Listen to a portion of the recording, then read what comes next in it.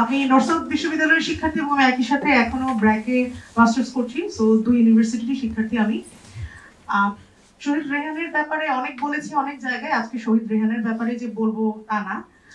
আমি শুরু করতে চাই 2009 থেকে। 2009-এ যে 53 জন সেনা অফিসার মারা গিয়েছেন, তাদের জন্য আমরা কতটুকু কি করতে পেরেছি? আমরা কিছু করতে পারিনি এখন পর্যন্ত, আমরা এখনো বিচার দেখতে পারিনি।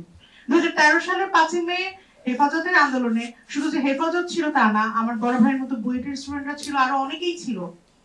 তাদেরকেও হত্যা করা হয়েছে, গণহত্যা করা হয়েছে, এবং সেই বিচারও এখনো পর্যন্ত আমরা পাইনি। 2018 সালে যে 22 জন শিক্ষার্থী গুম হয়েছিল, তাদের খোঁজ খবর আমরা এখনো জানি না। সো এখানে অনেকেই আছে 2018 বা 24-এ আন্দোলন করেছে, কিন্তু আমার আন্দোলন 2013 থেকে, আরো আগে থেকে। এই 16 বছরে যা যা নির্যাতন হয়েছে, যত মানুষ মারা গিয়েছে, তাদের সবার বিচার আদায় করা আমাদের উপর এখন ফরজ দায়িত্ব হয়ে গেছে। কেন বলছি? কারণ হচ্ছে এই দেশের মাটি কোনোদিন শহীদদের ভুলে যায় না, আমরা ভুলে যাই, কিন্তু এই দেশের মাটি ভুলে না। এবং এই জন্য বারবার বিপ্লব জিনিসটা বারবার হতেই থাকবে যদি আমরা বিচার করতে না পারি। একটা দেশের বা একটা রাষ্ট্রের যদি বিচার কার্য সম্পন্ন না হয়, একটা রাষ্ট্র কোনোদিন মুভ অন করতে পারে না, একটা রাষ্ট্র কখনো উন্নতি হইতে পারে না।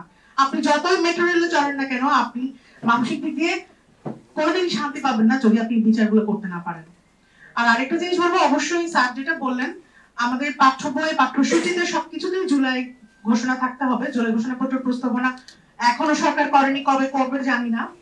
আর অবশ্যই সবাইকেই বলবো এটার জন্য আরো বেশি আওয়াজ তুলতে, কারণ আমরা যদি জুলাইকে স্বীকৃতি দিতে না পারি, তাহলে আমরা হয়তো আর কোনোদিন আমাদের অধিকার আদায়ে রাজপথে লড়াই করে জিততে পারবো না। Thank you.